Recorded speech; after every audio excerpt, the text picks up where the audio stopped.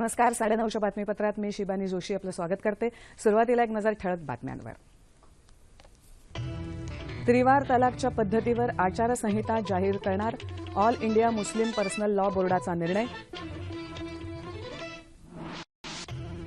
जनधन, वनधन आणि जलधन ही विकासाची त्रिसूत्री असून सर्व भेदभावांपासून मुक्त आणि समृद्ध भारताची निर्मिती हे भाजपाचं लक्ष्य.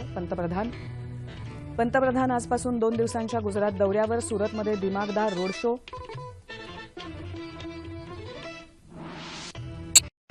कृषी क्षेत्राच्या विकासासाठी सौर ऊर्जेच्या माध्यमातून शेतकऱ्यांना दिवसा 12 तास अखंड वीज देणार मुख्यमंत्री.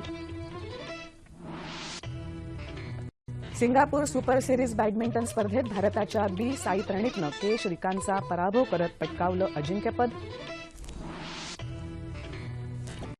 प्रभू येशू ख्रिस्ताच्या पुनरुत्थानाचा दिवस म्हणजेच ईस्टर संडे आज भक्तिमय आणि उत्साही वातावरणात साजरा. आणि उत्तर भारतात उष्णतेची लाट कायम. आगामी 3 दिवस विदर्भ, मराठवाडा आणि मध्य महाराष्ट्रात पारा चढता राहणार. नमस्कार. आणि आता सविस्तर. शरीयत अर्थात इस्लामी कायद्यांचं काटेकोर पालन न करता पत्नीला तलाक देणाऱ्यांवर सामाजिक बहिष्कार घातला जाईल असं all India Muslim personal law बोर्डनं आज जाहीर केलं. पर्सनल लॉ बोर्डाचे सरचिटणीस मौलाना वली रेहमानी यांनी आज लखनौ इथे वार्ताहरांशी बोलताना मुस्लिम पर्सनल लॉ बोर्डनं घेतलेल्या निर्णयांची माहिती दिली. त्रिवार तलाकच्या पद्धतीवर आचारसंहिता जारी करण्यात आली असून त्यामुळे शरीयतच्या याबाबतच्या वास्तविक निर्देशांबद्दलचं सत्य समोर येईल असं ते म्हणाले.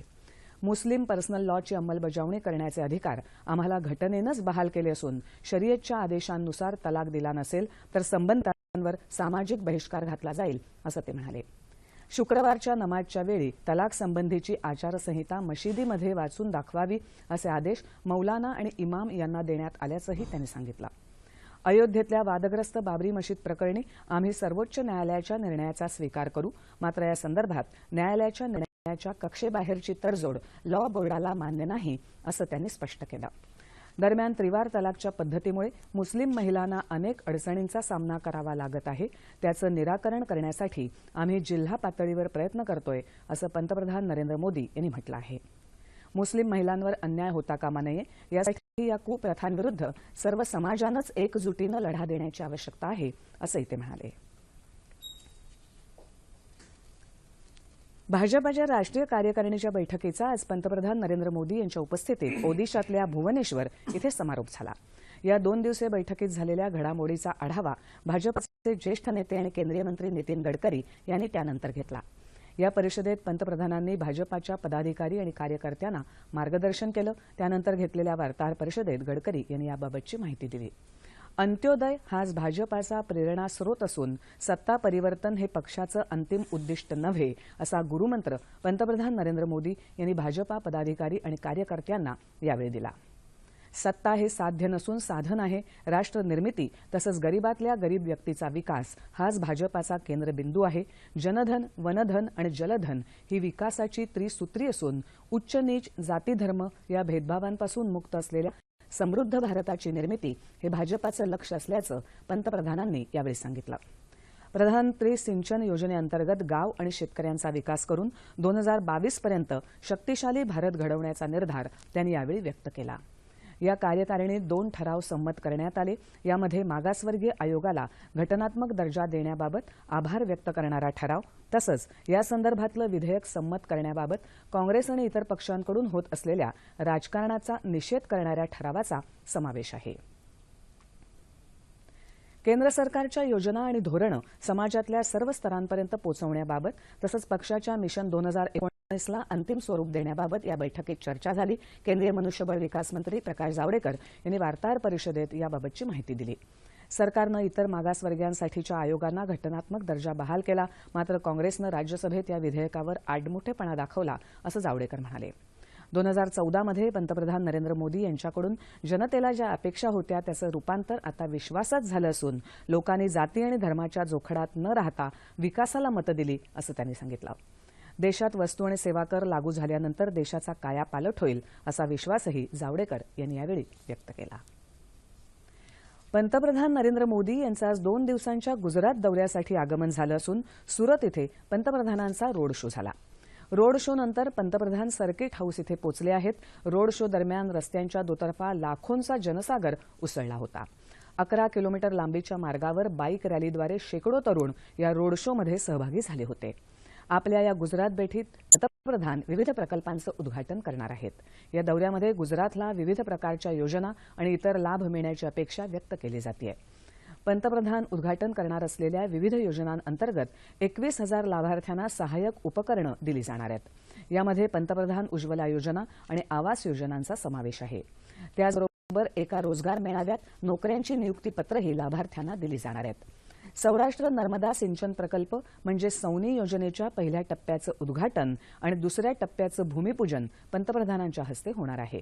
पंतप्रधान उद्या सिल्वासामध्ये एका सार्वजनिक सभेलाही संबोधित करणार आहेत। कृषी आणि ग्रामविकासावर लक्ष केंद्रित करणं ही काळाची गरज आहे। त्यामुळे राज्य सरकारचं संपूर्ण लक्ष या दोन्ही क्षेत्रांच्या विकासावरच असेल, अशी ग्वाही मुख्यमंत्री देवेंद्र फडणवीस यांनी दिली आहे। शेतकऱ्यांशी थेट संवाद साधणाऱ्या मी मुख्यमंत्री बोलतोय या कार्यक्रमाचा दुसरा भाग आज सह्याद्री वाहिनीवरून प्रसारित झाला, त्यावेळी ते बोलत होते।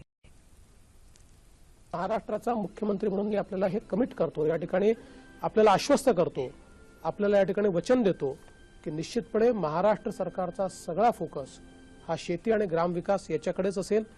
त्याकरता सातत्याने आम्ही आपल्याशी संवाद साधू, आपल्या माध्यमातून ज्या सूचना येतील त्या सूचनांवर कारवाई करू आणि त्या माध्यमातून निश्चितपणे आपण एक शाश्वत अशा प्रकारची शेती या महाराष्ट्रामध्ये तयार करू, हा विश्वास मी व्यक्त करतो।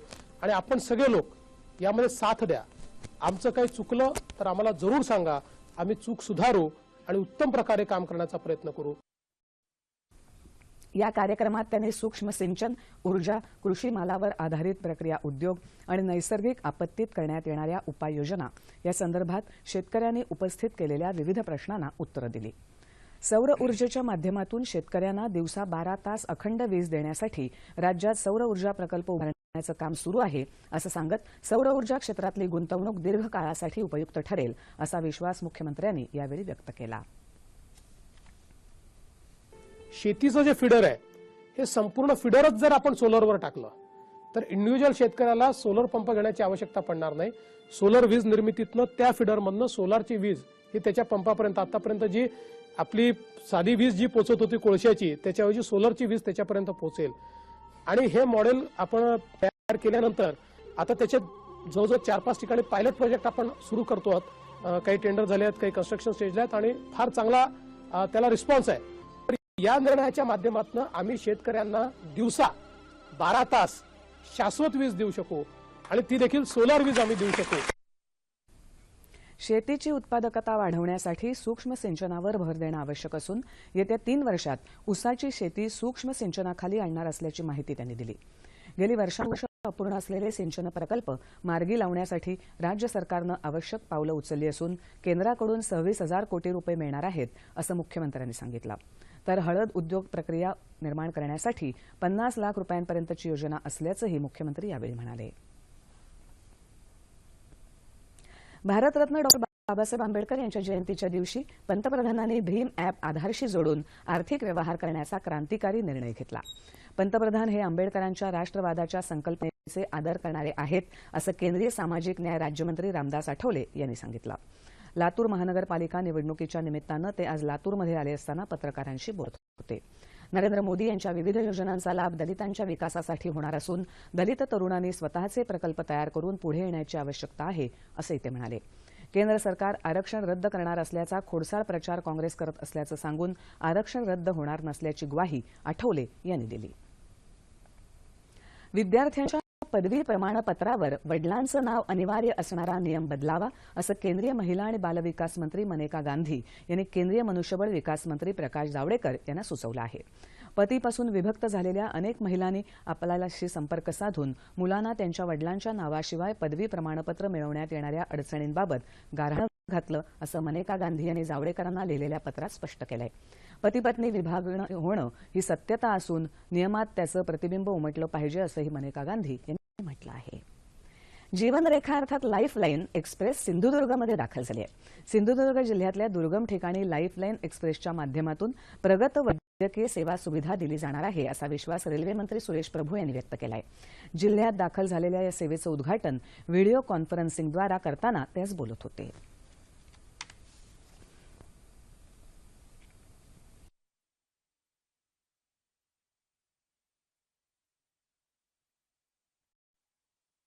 आज लाईफलाईन एक्सप्रेस इथे आल्यामुळे मला खात्री आहे की सर्वसामान्य माणसाला ज्या वैद्यकीय सेवेपासून वंचित राहावं लागत होतं त्यांना देखील या सेवा पूर्णपणे मिळतील आणि त्याचा फायदा देखील कोकणातल्या गरीब माणसाला पूर्णपणे मिळेल। जगातल्या सर्वात पहिलं परिपूर्ण रुग्णालय असलेल्या 7 डब्यांच्या या गाडीत ऑपरेशन थिएटर, दंतचिकित्सा, नेत्र तपासणी, लहान मुलांमधील अस्थिव्यंग तसंच स्त्रियांच्या कर्करोगाची तपासणी, औषधोपचार तसंच शस्त्रक्रिया सुद्धा केल्या जाणार आहेत। लाईफलाईन एक्सप्रेसच्या या अमूल्य रुग्णसेवेमुळे रेल्वे खऱ्या अर्थानं जीवनवाहिनी ठरणार आहे। लोकसभेत नुकतंच मोटार वाहन सुधारणा विधेयक मंजूर झालं। वाहतूक क्षेत्रात 100% ई गव्हर्नन्स, बनावट वाहन परवान्यांना तसंच वाहन चोरीला आळा, वाहतूक नियमांचं उल्लंघन करणाऱ्यांना भरभक्कम दंड याविषयी या विधेयकात तरतुदी आहेत। दारू पिऊन गाडी चालवल्यास 10,000 रुपये दंड आकारता येणार आहे। हेल्मेट न घातल्यास 2,500 रुपये तर सिग्नल तोडल्यास आणि सीट बेल्ट न लावल्यास प्रत्येकी 1,000 रुपये दंड वसूल केला जाणार आहे। त्याचबरोबर गाडी चालवताना मोबाईलवर बोलताना आढळल्यास 5,000 रुपये दंड आकारला जाणार आहे। 18 वर्षाखालील मुलांनी गाडी चालवताना अपघात होऊन एखाद्याचा मृत्यू झाला तर मुलाच्या कुटुंबियांना 3 वर्षाची शिक्षा तसंच रुग्णवाहिकेला जागा उपलब्ध करून न दिल्यास 10,000चा दंड अशा विविध तरतुदी या विधेयकात करण्यात आल्या आहेत। मुंबईच्या रेल्वे इतिहासात एप्रिल हा सर्वात महत्त्वाचा महिना म्हणावा लागेल। 16 एप्रिल 1853 या दिवशी पहिली रेल्वे अर्थात आगीन गाडी मुंबई ते ठाणे दरम्यान धावली होती। या पहिल्या गाडीच्या उद्घाटनाच्या सोहळ्याच्या दिवशी मुंबईतल्या सर्व सरकारी कार्यालयांना सुट्टी देण्यात आली होती। हा सोहळा पाहण्यासाठी रेल्वे मार्गाच्या दोन्ही बाजूंना गर्दी उसळली होती। 3 वाफेची यंत्र यावेळी लावण्यात आली होती। 20 मोठे रथही जोडले होते असा उल्लेख मुंबईचे वर्णन या गोविंद नारायण माडगावकर यांच्या पुस्तकात आहे। 5 वाजता बोरीबंदरहून सुटलेली गाडी 6च्या सुमाराला ठाण्याला पोहोचली होती। 16 एप्रिल 1853 पासून मुंबईची ही जीवनवाहिनी अव्याहत धावत आहे। आणि आता बॅडमिंटनच्या मैदानावरची बातमी। 2 भारतीय खेळाडूंमध्येच झालेली अटीतटीची अंतिम लढत जिंकत बी साई प्रणीतनं आज सिंगापूर सुपर सिरीज बॅडमिंटन स्पर्धेचं अजिंक्यपद पटकावलं। सुपर सिरीज बॅडमिंटन स्पर्धेतलं साई प्रणीतचं हे पहिलंच विजेतेपद आहे। आज झालेल्या सामन्यात बी साई प्रणीतनं भारताच्याच के श्रीकांतचा 17-21, 21-17 आणि 21-12 अशा सरळ सेटमध्ये पराभव केला। काल झालेल्या उपांत्य सामन्यात बी साई प्रणीतनं कोरियाच्या ली डॉंग केऊनला पराभूत केलं होतं तर दुसऱ्या उपांत्य सामन्यात के श्रीकांतनं अँथनी गीटिंगवर विजय मिळवत अंतिम फेरी गाठली होती। ख्रिस्ती बांधव आज भक्तिमय आणि उत्साही वातावरणात प्रभू येशू ख्रिस्ताच्या पुनरुत्थानाचा दिवस म्हणजेच ईस्टर संडे साजरा करतात। गिरिजाघरांमध्ये प्रार्थना, प्रवचनं, येशूची भक्तिगीतं गात ख्रिस्ती बांधव ईस्टर संडे साजरा करतात। ईस्टर संडे निमित्त आज ठिकठिकाणी मिरवणुका काढल्या जातात। येशू ख्रिस्ताने गुड फ्रायडेच्या दिवशी पवित्र वधस्तंभावर आपलं प्राणार्पण केल्यानंतर तिसऱ्या दिवशी पुनर्जन्म घेतला तो दिवस म्हणजे ईस्टर संडे असं मानलं जातं। याच दिवशी ख्रिस्ती बांधवांचा पवित्र सप्ताह आणि 40 दिवसांच्या उपवासाचीही सांगता होते। ईस्टर संडे निमित्त राष्ट्रपती, उपराष्ट्रपती, पंतप्रधान नरेंद्र मोदी यांनी ख्रिस्ती बांधवांना शुभेच्छा दिल्यात। समाजात सद्भावना, करुणा आणि एकजूट वाढवण्यासाठी येशू ख्रिस्ताची शिकवण मदत करते असं पंतप्रधानांनी आपल्या शुभेच्छा संदेशात म्हटलं आहे। व्हॅटिकन सिटी इथे पोप फ्रान्सिस यांनी ईस्टर संडे निमित्त पारंपरिक प्रार्थना केली। निर्वासितांची स्थिती, वंशवादाचे बळी, धर्माच्या नावाखाली अत्याचार याबाबत त्यांनी यावेळी खेद व्यक्त केला। उस्मानाबादमध्ये येत्या 21 ते 23 एप्रिल दरम्यान 97 अखिल भारतीय मराठी नाट्य संमेलन होणार आहे। या संमेलनाची वातावरण निर्मिती व्हावी तसंच जिल्ह्यातल्या कलाकारांना रंगमंच उपलब्ध व्हावा म्हणून उस्मानाबाद इथल्या तुळजाभवानी स्टेडियमच्या शाहीर अमर शेख नाट्य नगरीत आज आमदार मधुकर चव्हाण यांच्या हस्ते नाट्य महोत्सवाचं उद्घाटन झालं। खासदार रवींद्र गायकवाड, स्वागताध्यक्ष आमदार सुजित सिंग ठाकूर तसंच नाट्य परिषदेचे कार्यवाह दीपक करंजीकर यावेळी उपस्थित होते। उस्मानाबाद जिल्ह्यात पहिल्यांदाच नाट्य संमेलन होत असून रसिकांसाठी ही मोठी पर्वणी ठरणार आहे असं स्वागताध्यक्ष सुजित सिंग ठाकूर यांनी यावेळी सांगितलं।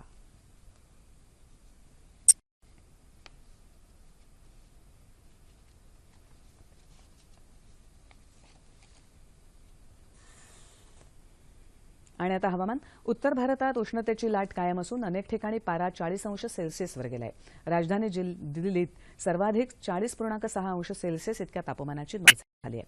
मध्य प्रदेशातही अनेक जिल्ह्यात तापमानानं 40शी गाठली. दुसरीकडे बंगालच्या उपसागरात मात्र कमी दाबाचा पट्टा निर्माण झाल्यानं अंदमान बेटांवर पुढच्या 24 तासात मुसळधार पाऊस पडण्याची शक्यता वर्तवण्यात आली आहे. या भागातल्या तसंच तामिळनाडू किनारपट्टीवरच्या मच्छीमारांना समुद्रात न जाण्याचा इशारा हवामानशास्त्र विभागानं दिला आहे.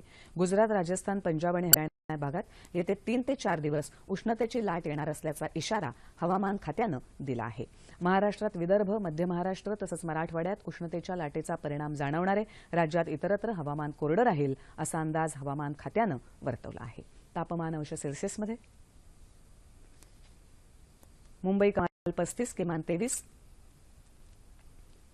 नागपूर 45 आणि 25, पुणे 41 आणि 22, औरंगाबाद 41 आणि 26, नाशिक 40 आणि 22, कोल्हापूर 36 आणि 23, रत्नागिरी 32 आणि 25, सोलापूर 43 आणि 22 आणि अमरावती कमाल 44 आणि किमान 25 अंश सेल्सिअस. ठळक बातम्या पुन्हा एकदा. त्रिवार तलाकच्या पद्धतीवर आचारसंहिता जारी करणार all India Muslim personal law बोर्डाचा निर्णय. जनधन, वनधन आणि जलधन ही विकासाची त्रिसूत्री असून सर्व भेदभावांपासून मुक्त आणि समृद्ध भारताची निर्मिती हे भाजपाचं लक्ष्य. पंतप्रधान आजपासून 2 दिवसांच्या गुजरात दौऱ्यावर. सुरतमध्ये दिमागदार रोड शो. कृषी क्षेत्राच्या विकासासाठी सौर ऊर्जेच्या माध्यमातून शेतकऱ्यांना दिवसा 12 तास अखंड वीज देणार मुख्यमंत्री. सिंगापूर सुपर सिरीज बॅडमिंटन स्पर्धेत भारताच्या बी साई प्रणीतनं के श्रीकांतचा पराभव करत पटकावलं अजिंक्यपद. प्रभू येशू ख्रिस्ताच्या पुनरुत्थानाचा दिवस म्हणजेच ईस्टर संडे आज भक्तिमय आणि उत्साही वातावरणात साजरा. आणि उत्तर भारतात उष्णतेची लाट कायम. आगामी 3 दिवस विदर्भ, मराठवाडा आणि मध्य महाराष्ट्रात पारा चढता राहणार. याबरोबरच हे बातमीपत्र संपलं. पुन्हा भेटूया उद्या सकाळी 8:30 वाजता आपल्या सह्याद्री वाहिनीवर. नमस्कार.